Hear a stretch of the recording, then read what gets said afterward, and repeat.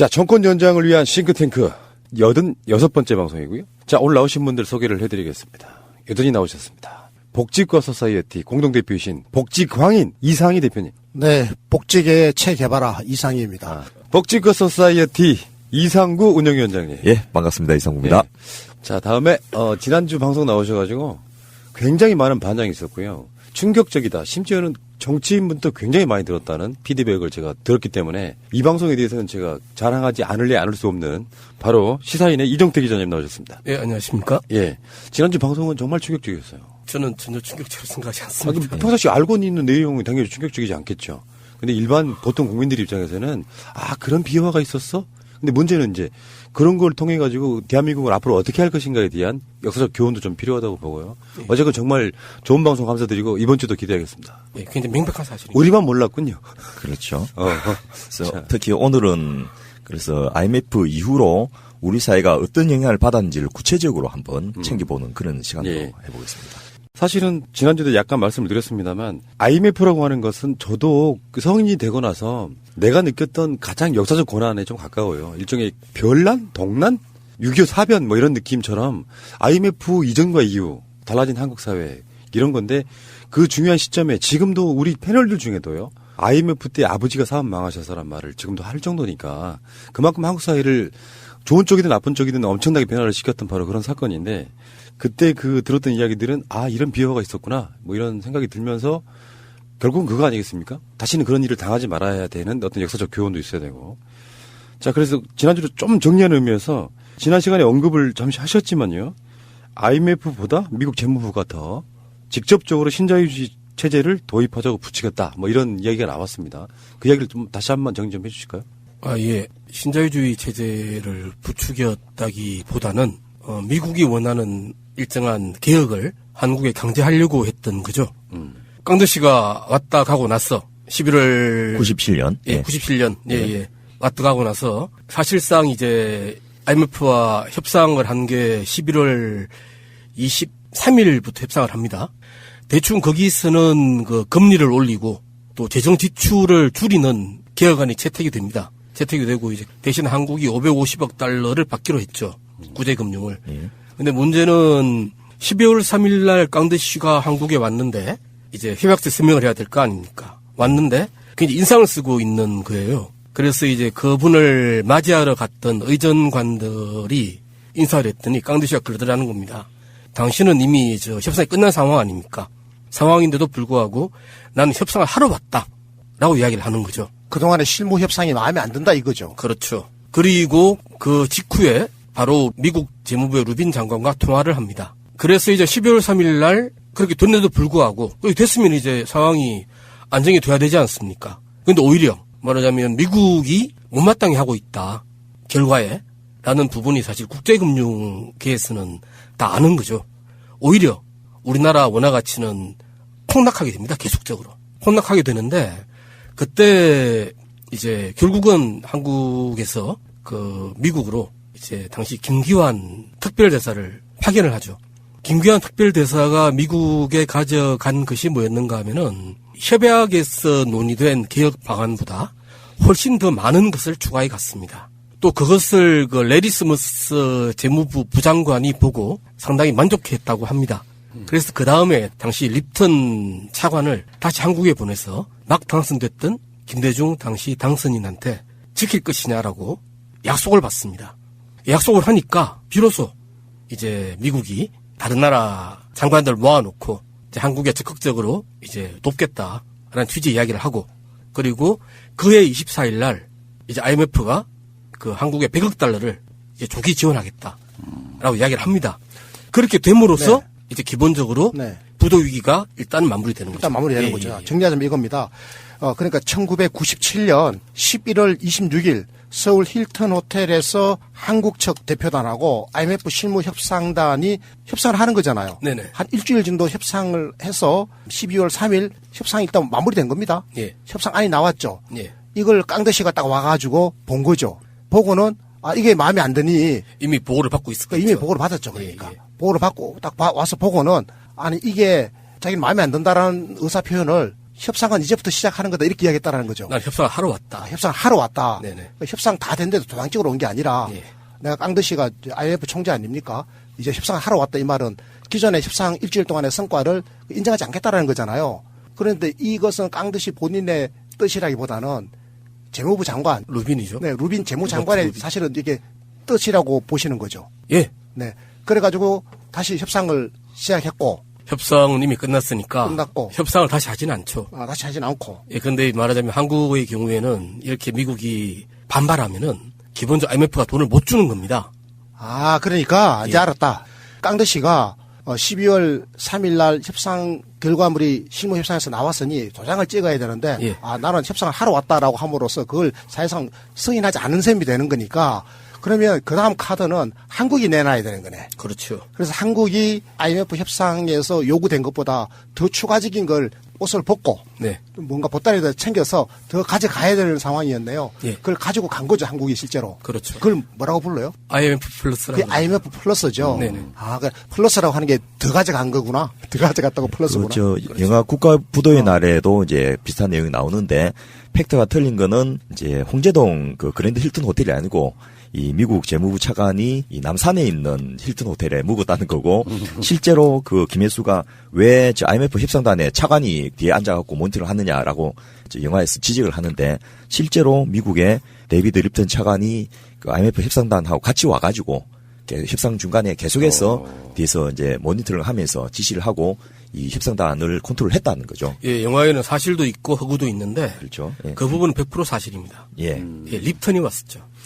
그래서 김혜수가 제가 영화를 보니까 그렇더라고. 김혜수가 왜 여기에 미국 재무부 차관이 와 있냐고 막 따지고 하는 장면이 나왔잖아요. 예, 예. 사실은 그러니까 미국 재무부 차관이 IMF 실무 협상단의 실무 협상을 사실상 이렇게 모니터링하고 있었던 거죠. 예, 그게 사실 또 그럴 수밖에 없는 게 IMF라는 기구가 어떤 의결을 하지 않습니까? 의결을 해야 되는데 그거를 미국이 동의하지 않으면 어떤 의결도 할 수 없도록 만들어 놨습니다.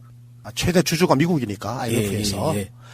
그러니까 IMF 실무 협상단이 실무 협상을 해가지고 안건을 IMF 본부로 가져가게 되면 본부에서 의사결정을 해야 되는데 의사결정에 가장 큰 지분을 가진 자가 미국이니 그것도 미국 재무부 아니겠습니까? 그러니까 미국 재무장관의 뜻을 사전에 반영할 수밖에 없다 그 말이죠.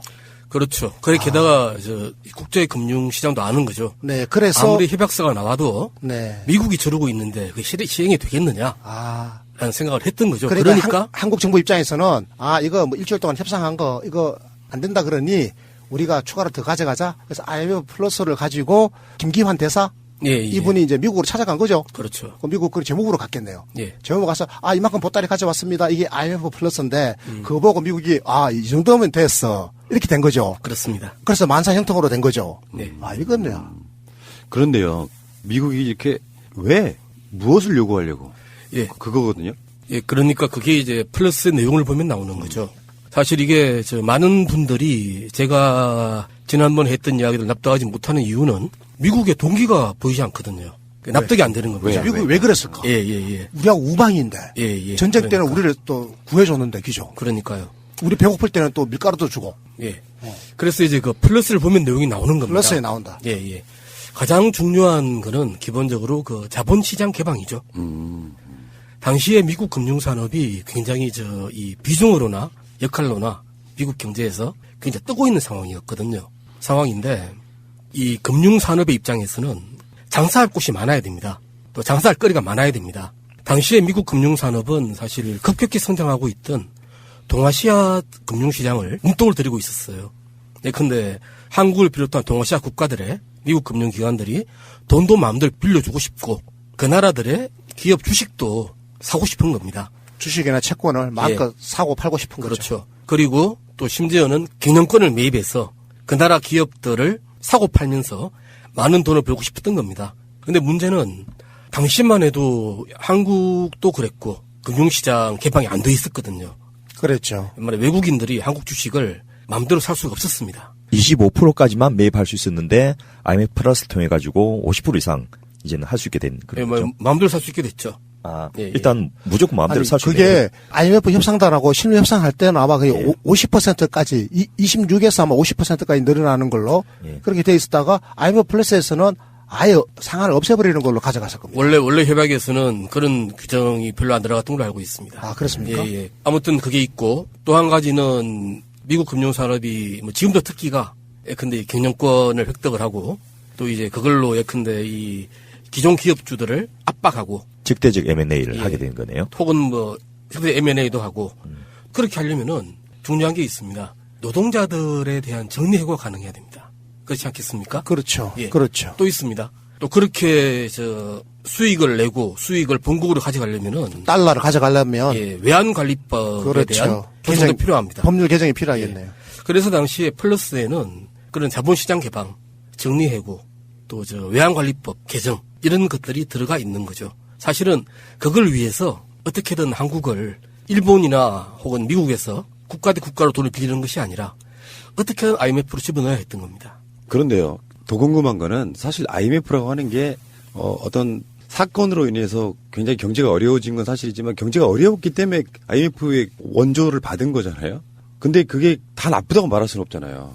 IMF로 생긴 어떤 사회적 변화가 결론적으로 말하면 다 나쁘다고 말할 수는 없는 거잖아요. 예. 그러니까 어떻게 보면 이렇게 좋게 볼 수 있는 것들 있잖아요. 예를 들면 은행이 그 BIS 자기 자본 비율 같은 것들을 너무 과도하게 높여가지고 돈은 뭐 10%밖에 없는데 그걸 100% 200% 넘겨서 막 거의 1000% 가까이 튀겨서 빌려주고 이자 받아먹는 것들을 이제 못하게 한다든지 기업이 은행으로부터 빌리는 그런 차입 금액 규모가 자기 자본보다 몇백 프로 넘어가는 것을 부채 비율을 200%로 낮춘다든지 이런 정도로 한 것은 어떻게 보면 경제를 건전화한다는 측면에서 좋은 조치가 아니었나요? 국가 부도의 날 영화 보면 예.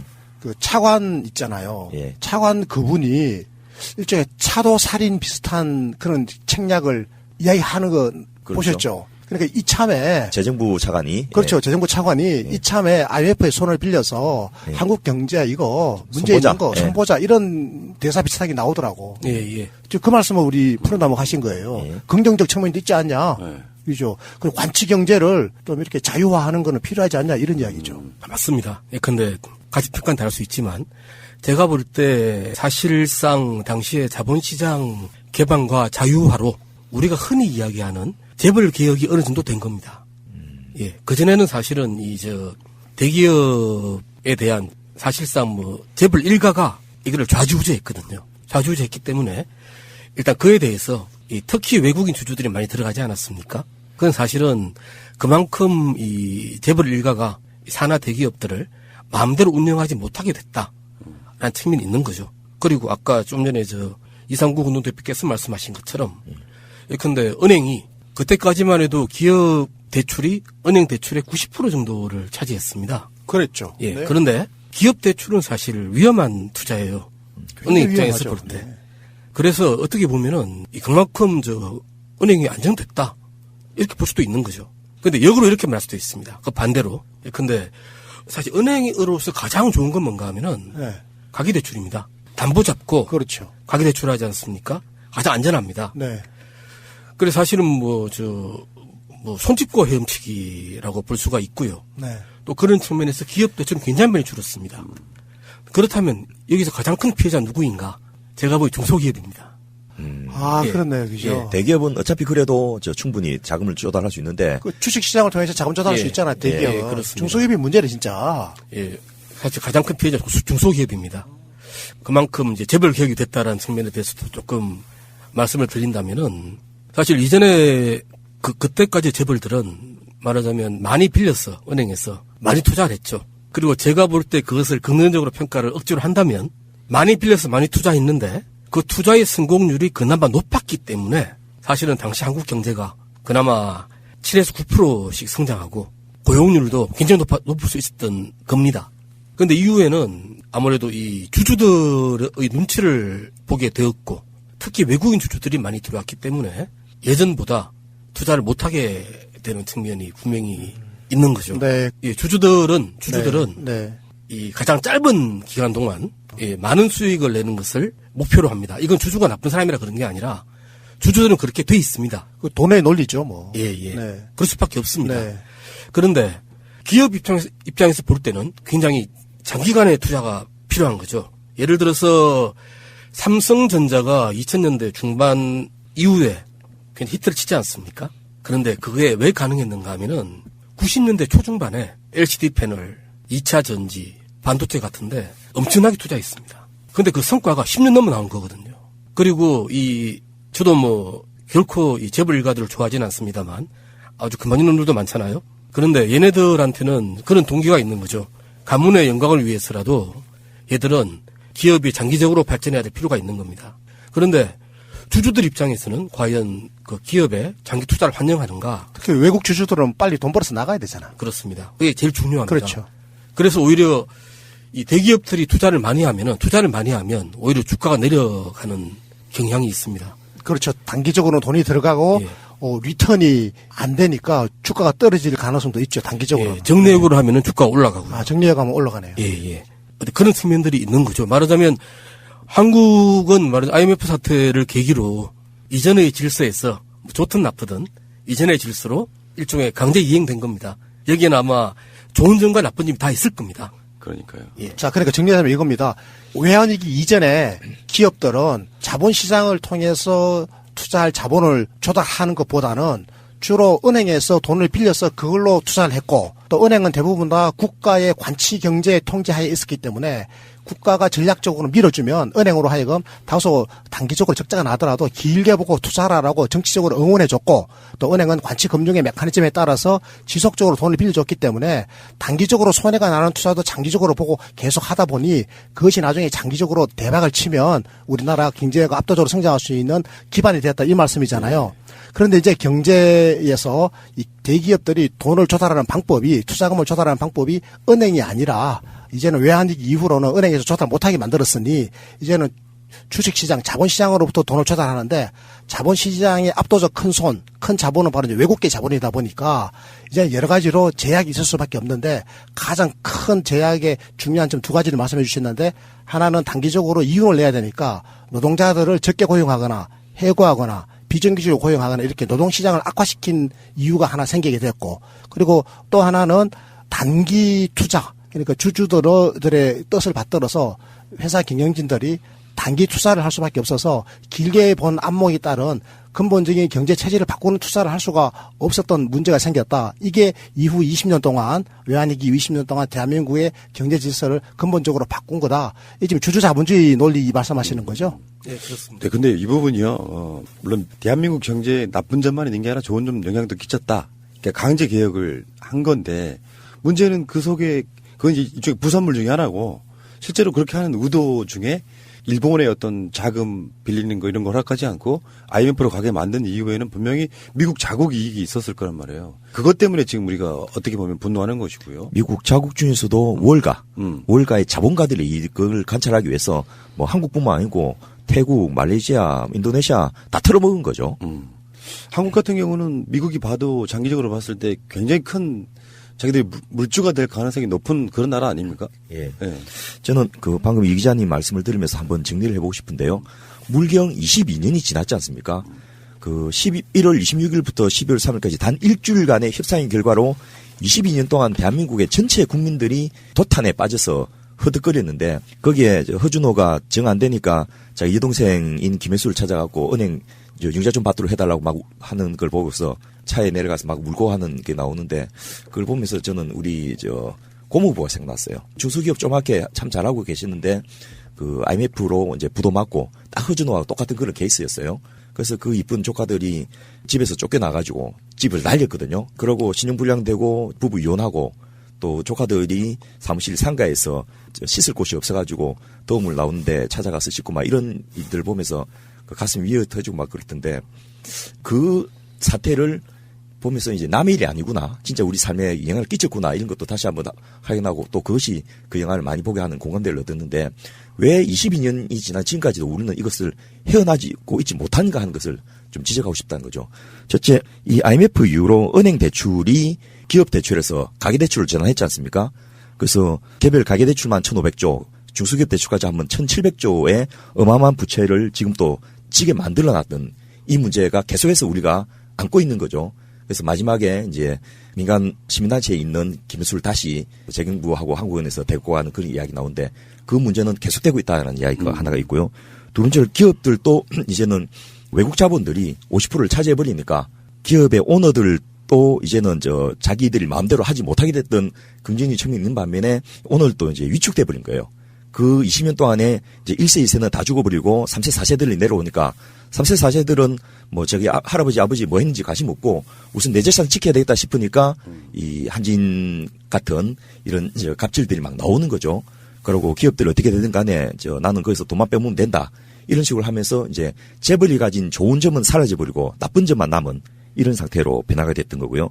노동 부분 뭐 말 안 해도 잘 아시겠지만은 지금 전체 근로자의 반이 비정규직인 이런 상태가 물론 그 이전에 비정규직이 없었던 건 아니지만 이렇게까지 늘어나게 됐던 것은 바로 IMF로 인한 결과인데 우리가 22년 동안 물경 4번의 정권이 바뀌었는데도 아직도 이걸 해결하지 못하고 있으니까 이게 뭐 단시간에 해결되지 않겠지만은 이제는 다시 한번 이전으로 돌리는 아니 좀 더 발전된 상태로 이 문제를 정상화하는 그런 계기로 가야 될 시점이 아닌가 싶습니다. 아까 주주자본주의 말씀해 주셨지 않습니까? 결과적으로 외환위기가 대한민국의 이 지금의 경제와 산업이 양극화되고 소득이 극도로 불평등해진 이 현상의 뿌리에는 외환위기 때 초래된 근본적인 주주자본주의에 대한 시스템 전환 이게 있다라고 했을 때 거기에 대해서는 동의하시는 거죠. 네. 그런데 이 주주자본주의라고 하는 시스템이 대한민국에 이미 안착했다라고 하는 것도 동의하시는 거죠.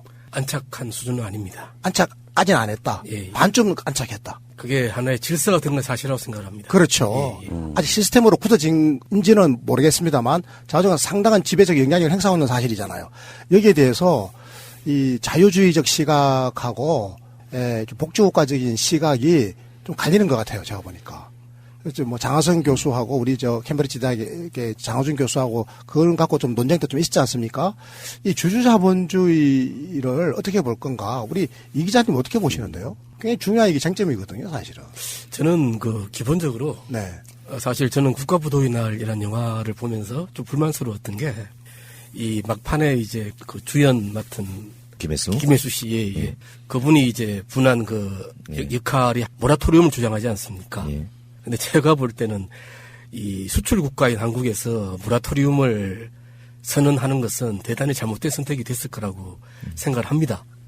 왜냐하면 기본적으로 이 말씀을 드리는 이유는 우리는 현실을 부정해서는 안 되거든요. 이미 지금 어떤 질서가 들어와 있지 않습니까? 질서가 들어와 있는데 그것을 내놓고 저조하거나 아니면 뭐 심지어 어떤 분들은 뭐 반미하자 그러는데 이런 건 사실은 좀 말이 안 되는 거고요. 이런 질서를 감안을 하면서도 뭐 지금까지 복지가 소유했다가 해온 것처럼 어떤 바람직한 방향으로의 개혁을 추진해야 된다라고 생각을 합니다.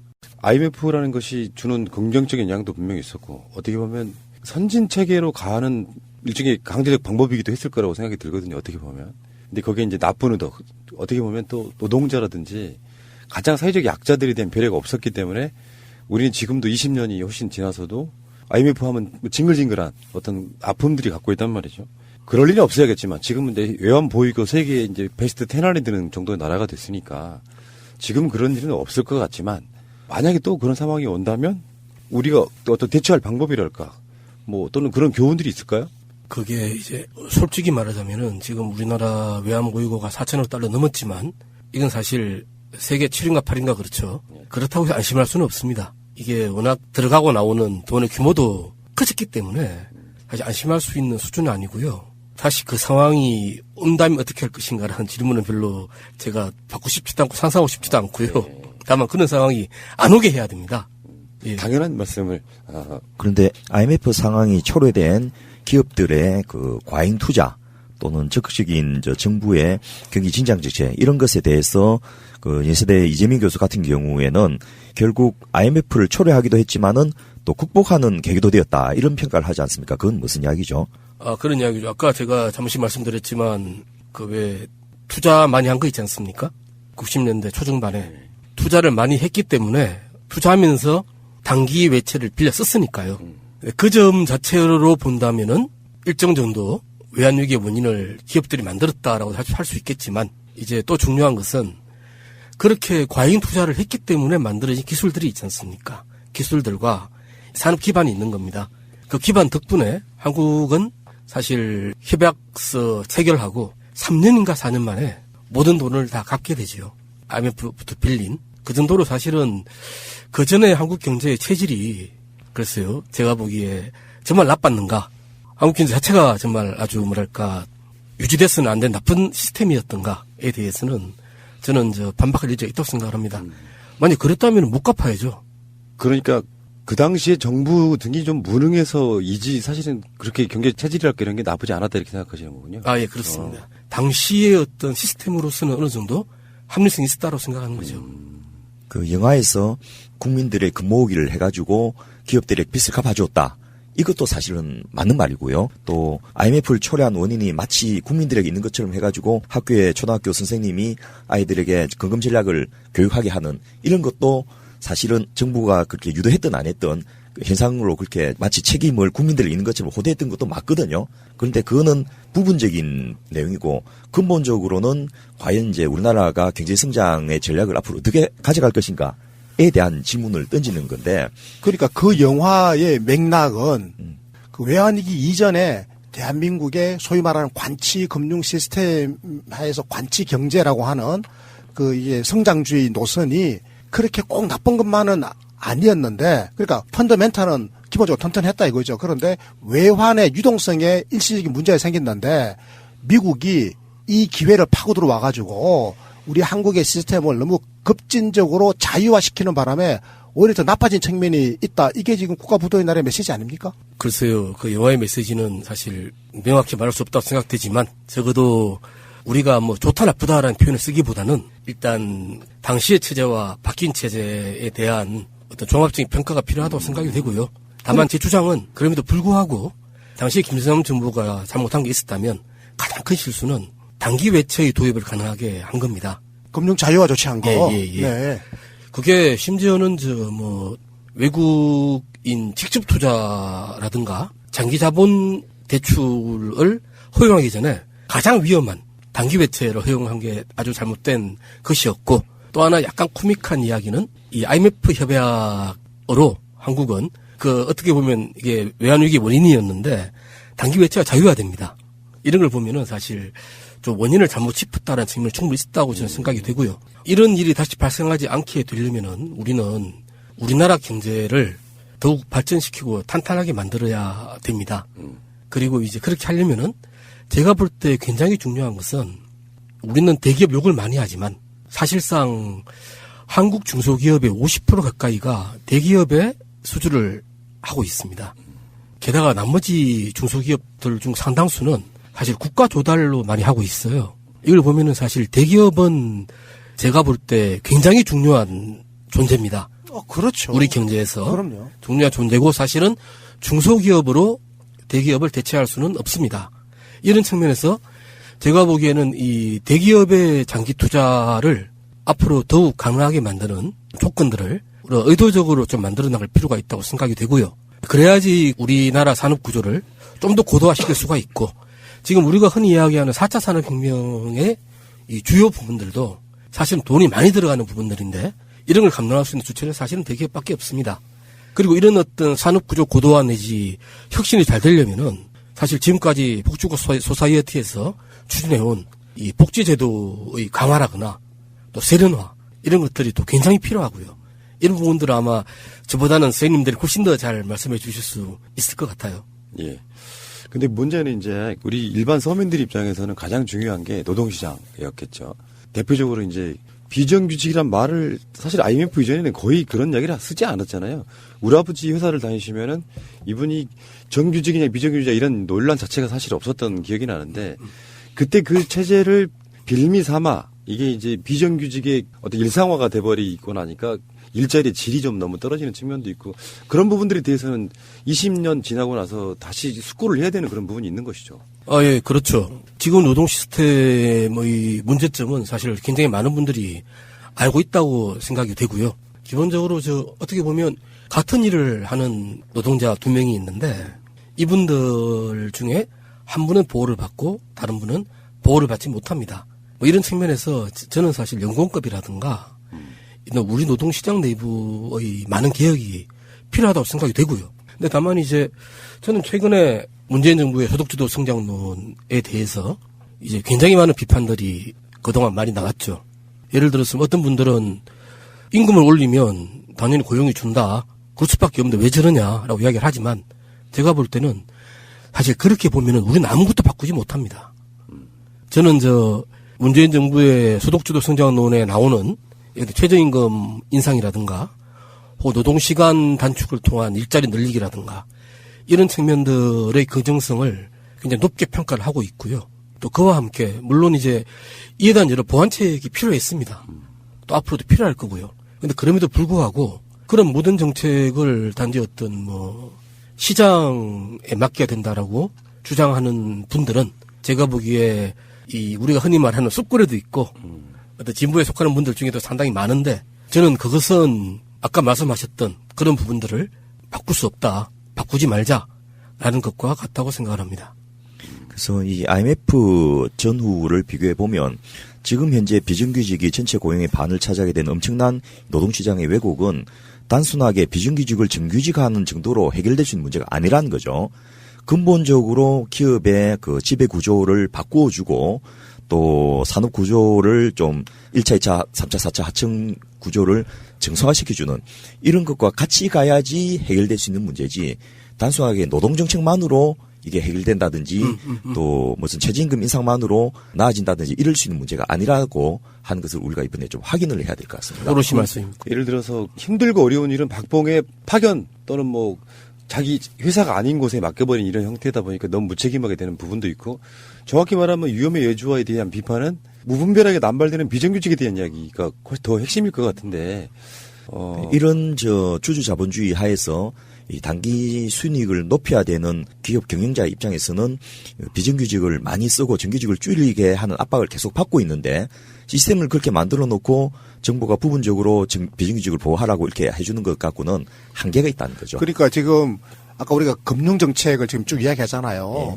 자본시장, 주식, 채권, 그다음에 은행 이렇게 지금 전반적으로 저희들이 이제 금융에 대한 이야기를 쭉 했잖아요. 우리 기자님 모시고 금융이라고 하는 것이 이게 사람의 몸으로 치면 이게 뇌수이자 동시에 또 피가 흐르는 심장이자 혈관이거든요.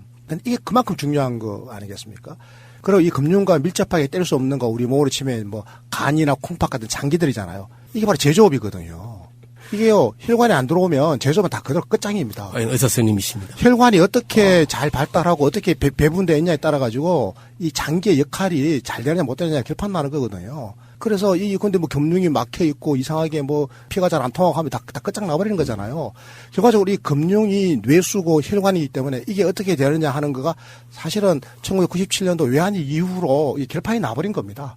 소위 말하는 이제 주주 자본주의 시스템이라고 하는 게 그런 거고 그게 제가 안착됐냐고 여쭤봤더니 시스템으로 완전히 아직까지 굳어진 건 아니다. 하지만은 지배적인 영향력을 행사하고 있다. 이렇게 말씀해 주셨거든요. 예. 자, 그럼 이 금융 시스템, 주주 자본주의라고 하는 시스템과 그러면 이제 기업의 관계, 기업도 이제 이게 원천 기업과 하청 기업의 관계, 이 속에서 일하는 노동자들의 정규직과 비정규직의 관계, 이게요, 복잡하게 지금 얽혀 있잖아요. 이거를 앞으로 어떻게 지금 풀어나가야 하는 건가 하는 건데, 그러니까 대통령께서 비정규직을 정규직 하겠다라는 이게 의지만 갖고는 이게 해결되는 문제가 결국은 아니다라고 하는 말씀을 지금 해 주시고 싶은 겁니다. 맞죠? 예, 사실 제가 안착되지 않았다라고 말씀드린 이유는 만약 안착됐다면은 현재 이재용 씨나 혹은 현대차의 그분들이 정시일가 경영을 못하고 있겠죠. 아, 그러네, 진짜. 예컨대 우리가 이렇게 생각할 수 있습니다. 저는 신자유주의를 나쁜 것 좋은 것이라 말하고 싶지는 않습니다. 그렇게 말할 수 없다고 생각합니다. 예컨대 신자유주의 나쁜 거, 재벌 일가 나쁜 놈들, 그러면 저희들 같은 편이다. 이런 시각은 사실 맞지가 않습니다. 예컨대 이 신자유주의하고 재벌 일가들만 하더라도 경영자 입장에서는 신자유주의로 사고하겠지만 자기들 지위에 대해서는 하나의 위협이 되거든요. 그렇죠. 예, 그런 측면들이 있습니다. 제가 볼 때는 저는 대기업의 지배 구조에 대해서 일단 저는 기본적으로 개인에 대한 호를 따지고 싶지는 않고요. 다만 대기업의 지배 구조를 장기 투자가 가능한 구조로 바꿔야 한다라는 이야기는 좀 드리고 싶고요. 또 그렇게 돼야지 우리나라의 산업 구조가 더 발전하고 고용이 늘어나고 그렇게 될 수가 있습니다. 물론 그에는 지금까지 말씀하신 어떤 복지 제도라든가 이 노동 시스템의 어떤 개혁이 굉장히 필요할 것 같고요. 예. 근데 이런 측면도 있지 않아요? IMF 이후에 이명박의 집권은 노동 시장에서는 최악의 상황이 아니었을까 싶어요. 그러니까 기업 위주의 운영이지만 공공기관만 해도 성과가 그러니까 예. 돈을 남겨야 된다고 생각하는 그런 마인드로 계속 부려왔기 때문에 그게 또 5년 동안 더 고착화되고 그걸 이어받은 박근혜도 비슷한 정책이었기 때문에 노동시장은 IMF가 한 50이라고 하면 거기 50은 이명박근혜가 더 얹은 게 아닌가 하는 생각 좀 들어요. 그렇죠. 그래서 그 영화에 보면 일단 청와대와 재정부의 무능함이 나오지 않습니까? 그런데 이것이 과연 무능함만으로 해석할 수 있을 것인지 또는 지금의 그러면 경제수석이나 지금의 재정부 차관은 그보다 훨씬 더 유능해졌느냐 이런 측면은 아니라고 일단 봐야 될 것 같고요. 이거는 조금 더 다른 측면에서 마치 거기는 이제 재벌 대기업들한테 정보 알려주고 나중에 투자회사 해가지고 자기 개인 이권 챙기고 이런 부분으로 나오는데 물론 실제로 그렇게 하는 재경부의 고위 관료들이 꽤 있습니다. 여러분 아시는 많은 분들도 이름 대면 꽤 많이 나오는데요. 그런 것만이 아니고 기본적으로 그 당시에 진보와 보수의 이념 대립전선은 예를 들면 그때 그 IMF를 반대하는 데모를 했던 주 세력이 경실련인데 경실련은 관치금융 해소, 주주자본주의를 정상화하자 이런 주장을 했거든요. 그러니까 어떻게 보면 IMF 입장하고 같이 가는 이런 측면이 상당히 있었다는 거죠. 그리고 그때 당시에 그 IMF를 끌어들이고 한국에서 그 체제를 단일시키고자 했던 고위공무원들도 사실은 이런 쪽에 일정 정도 동의하는 세력이 있었고요. 그래서 만일 지금 영화에서는 김혜수가 끝나고 시민사회단체로 갔는데 강남에 있는 시민사회단체 쪽으로 갔는데 그게 아니고 아마 지금 경실련이라기보다는 약탈경제 반대 시민행동 이쪽으로 갔을지 않을까 이렇게 제가 상상을 할 수 있는데 입장이 다른 거예요. 사실 당시에는 그게 없었죠. 정부의 일부 공무원들뿐만 아니라 예. 이른바 진보 언론, 예. 진보적 시민단체 모두 다 IMF 개혁의 팬이었습니다. 예, 이건 제가 볼 때 굉장히 중요한 사실입니다. 그런 그 우리들의 뭐 진보도 그렇고 보수도 그렇고 이 무능했던 측면을 반성을 하고 다시 이런 일이 되풀이되지 않기 위해서는 냉정하게 봐야 된다는 거죠. 그때 당시에 그 미국의 재무장관인 루빈 씨가 그 미국 최대 투자은행 골드만삭스의 공동회장 출신으로 재무장관 하다가 끝나고 나서 한국을 IMF로 끌어들이고 나서는 다시 그 미국의 시티그룹 회장으로 가고 이런 식으로 움직이는 미국의 시스템에 대해서 우리가 그 냉혹히 알고 예. 그것을 대응할 수 있는 이제는 힘을 길러야 된다는 거죠. 복잡하고 어려운데 최근에 뭐 문재인 대통령 지지율 떨어진다고 하고 그건 경제 때문이라고 하고 근데 조금만 아시는 분들이라고 하면 이게 문재인 정부만의 온전한 책임도 아니고 또 여러 가지 요건들도 있고 근데 결국에는 모든 책임을 또 안아야 되는 대통령과 여당 입장에서는 좀 억울하겠지만 또 받아들여야 되고 하는 부분이 있단 말이죠. 근데 뭐 마지막 질문 비슷하게 한번 드릴게요. 우리 경제가 어느 순간이 되면 언론들이 일제히 경제가 좋아지고 있습니다라는 이야기가 나올까요? 혹시 그런 어떤 예상할 수 있는 것들이 있을까요? 제가 볼 때 절대 안 나올 겁니다. 뭐 계속 그런 이야기 하죠. 저도 방송 한 5년, 6년 동안 서민들한테 경제가 좋았던 적은 없다. 그런 측면이 분명히 있는 거예요. 제가 기자 생활을 95년 말에 시작했는데요. 네. 그럼 시장에 많이 가지 않습니까? 그런데 언제나 작년의 절반도 장사가 안 돼요. 항상. 예, 항상 그렇습니다. 글쎄요, 이건 저도 기자지만 이런 측면은 분명히 있습니다. 근데 언론 입장에서는 경제가 잘 굴러가지 않으면 기사거리가 되지만 잘 굴러가면 기사거리가 안 되는 것 같아요. 최근에 나온 것들 중에 역대 사상 최대의 수출 이게 지금 화제가 되기도 했거든요.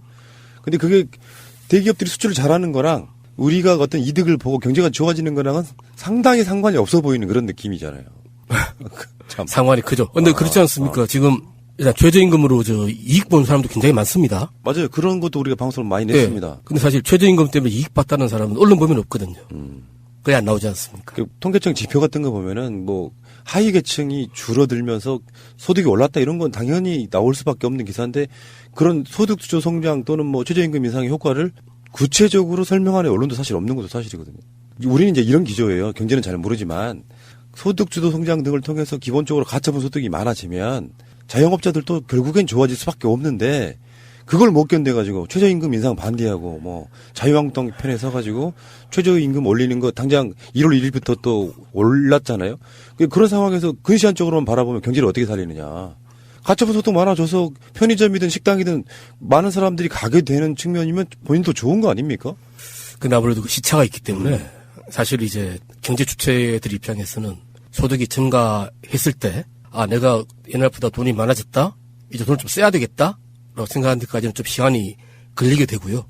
또 한 측면에서는 앞으로 경제가 안 좋다는 이야기가 너무 많이 나오니까 또 그렇게 되면 돈을 또 쓰질 않습니다. 위축되죠. 예. 제가 알고 있는 조그만 식당 하나 있는데요. 거기에 이제 수십 년 동안 해봤던 식당이에요. 근데 최근에 거기 집 따님이 그것을 물려받고 나서 오랜만에 한번 가보니까 직원이 한 명 더 생겼더라고요. 무슨 뜻입니까? 장사가 잘 되고 있다는 뜻이에요. 가족들끼리만 하다가. 그만큼 이제 그 인건비를 부담할 정도의 능력이 됐다. 이렇게 바라보면 사실 자영업자분들도 본인들 스스로가 혁신 개혁도 해야 되는 측면이 있거든요. 이게 정부 탓을 하면 어떡해 라는 생각 좀 들고요. 어쨌건 IMF가 대한민국 사회에 줬던 어떤 영향들 생각해보면 누구 탓을 한다기보다는 기본적으로 정부는 정부대로 본인 스스로의 반성과 국민들도 마찬가지로 이제 국민들은 좀 억울한 측면이 있지만 그래도 IMF 이후에 어떤 만들어진 상황들에 대한 억울함을 떠나서 아까 말한 개별적으로 노동자건 자영업자건 간에 내가 어떤 사회에 이바지한다는 개념도 좀 있어야 된다고 생각해요. 어떻게 보면. 외환위기가 결과적으로 우리 대한민국의 거대한 아주 근본적인 변화를 일으킨 계기가 된 거는 이제 확실한 건데요. 사실 외환위기 이전의 경제를 우리가 흔히 관치경제다, 대한민국은 무분별하게 투자한다, 질서가 없다, 이런 여러 가지 비판이 많았지 않습니까? 그럼에도 불구하고 그 시대는 또 그 시대대로 또 그 시대의 과제를 수행했던 겁니다. 그 경제 체제가. 어쨌건 외환위기는 왔고, 외환위기가 온 이유를 저희들이 또 외환의 부족이라고 하는 측면에서 살펴봤고요. 근데 이 외환위기 이후에 이루어졌던 개혁 조치는 결과적으로는 이 금융과 시장 그리고 경제 전반에 대한 자유화 조치거든요. 그럼 이 자유화 조치가 우리 국민 모두를 행복하게 만들었느냐라고 물어보면 결과적으로 그렇지 않았다라고 하는 겁니다. 자살률은 그 사이에 3배가 늘어버렸고요. 초저출산 국가로 전락해버렸고 국민들은 지금 성 안에 들어온 국민과 성 바깥에서 아우성을 지르는 국민들로 극명하게 나누어져 버렸고 양극화, 산업과 경제는 다 양극화돼 버리고 소득은 극단적으로 불평등화돼 있고 결혼 못하는 청년들의 이유가 사실 일자리를 못 구하고 돈이 없어서 결혼 못하고 이런 돈 있으면 결혼하고 돈 없으면 결혼 못하는 이런 세상이 열려버렸으니 이건 문제가 있는 건 확실한 거예요. 그래서 우리가 지금 경제와 산업 전반에 걸친 이게 민주화를 요구하는 거 아니겠습니까? 그래서 이 자유화의 장점이 있다면 또 자유화로 인해서 불거지는 문제점이 있는데 이 문제점을 개선하고 이 민주화 조치를 통해서 좀 보완하자라고 하는 거 아니겠습니까? 저는 아까 우리 이정태 기자님 말씀 중에 굉장히 중요한 거 하나를 제가 들었는데 그게 바로 우리 경제가 좀 지속 가능하고 장기적인 안목을 가지고 굴러갈 수 있도록 해야 되겠다. 그럼 경제 주체가 그런 식견과 자신감을 가져야 될 거 아니에요? 저는 재벌 대기업들이 장기적인 전망을 갖고 10년, 20년 내다보고 과감하게 배팅해야 된다고 생각해요. 왜 땅을 사고 왜 집을 짓습니까? 그 돈으로 미래지향적인 뭔가 투자를 해야 될 거 아니겠어요? 이제 그게 가능해지고 또 대기업과 중소기업과 하청기업들이 공생할 수 있는 이런 메커니즘을 우리가 경제 민주화라는 틀 속에서 함께 도모해 나가는 거. 이게 잘 되다 보면 저는 노동시장도 정규직과 비정규직의 거대한 장벽 문제가 어느 정도 해소될 기미가 보일 것이다. 이런 생각을 합니다. 예, 저는 IMF에 대해서 2시간에 걸쳐서 저희가 분석을 했는데요. 복지국가 소사이티의 대안을 제시를 안 했던 이유는 이게 단순한 문제가 아니기 때문에 저희가 좀 나눠가지고 금융정책, 산업정책, 또 경제정책, 외환정책 이렇게 쭉 좀 앞으로 2019년도에는 그런 내용들을 지속적으로 좀 시리즈로 가져갈 예정인데요. 민주정부 10년 동안에 김대중 정부와 노무현 정부에서 정말 죽으라고 열심히 했는데 세상을 별로 바꾸지 못했다는 거죠. 그것에 대해서 우리는 통일하게 반성을 하면서 그것이 단순하게 그 당시에서 나왔던 개혁안 정도로는 해결할 수 있는 문제가 아니었다라는 것에 대해서 이제는 인정을 하자는 거죠. 그래서 민주정부 시즌2인 이 문재인 정부 시기부터는 원스텝 백워드 했으면 투스텝 포워드를 해야 되거든요. 일부 후퇴한 것은 이명박 박근혜 때 우리가 굉장히 뼈저린 아픔을 느꼈지만은 그만으로 다시 복귀해서 다시 원스텝 가는 것으로 이게 정상화되는 게 아니고 투스텝으로 더 나아가야지 역사의 한국적인 발전에 이바지할 수 있다는 측면에서 이제는 그런 아픔들을 좀 더 냉철하게 분석하면서 좀 더 구체적인 실질적으로 현재의 시스템을 바꿀 수 있는 방안들이 뭔지에 대해서 한번 고민해보는 시간으로 2019년을 한번 만들어가 보자 이 제안을 하고 싶습니다. 좋은 말씀 해주셨고요. 역시 역사를 통해서 우리가 교훈을 얻지 못한다면 그건 역사라고 볼 수 없는 거라고 생각이 들고요. 복잡한 이야기를 했지만 무엇을 거쳤건 간에 우리는 중고등학교 때 배웁니다. 자본주의는 빈입금 부익부로 갈 수밖에 없다. 그래서 정부가 어떤 특정한 역할을 해주지 않으면 극단적인 자본주의 형태로 갈 수밖에 없다. 이건 누구나 알고 있는 진리예요. 결국에는 거기에 이제 사회주의적인 부분들이 좀 도입되고 이런 과정인데 그 과도기에 있는 게 아닌가 이런 생각을 해봅니다. 자, 그 중에 하나가 어마어마한 사건이었던 IMF가 아니었나 싶고요. 2시간에 걸쳐서 이종태 기자님과 함께 정말 좋은 말씀 많이 드렸고요. 20년 전, 21년 전 이야기를 이렇게 꺼내고 이야기를 듣고 보니까 뭔가 감회도 새롭지만 뭔가 이렇게 가슴속에 울컥하는 이런 측면도 분명히 있고요. 그때 태어났던 친구들이 지금 이제 성인이 돼서 군대 갈 나이가 된 세월의 어떤 무상함도 느껴집니다. 자, 2019년에는 정말 대한민국 경제가 정말 잘 돼서 많은 분들이 야, 정말 대한민국이라는 나라 살만한 나라다라는 그런 이야기를 한번 듣는 그런 원년이 됐으면 좋겠다 이런 생각을 해봅니다. 자, 오늘 감사드리고 다음 주에 뵙겠습니다. 고맙습니다. 네, 감사합니다. 고맙습니다.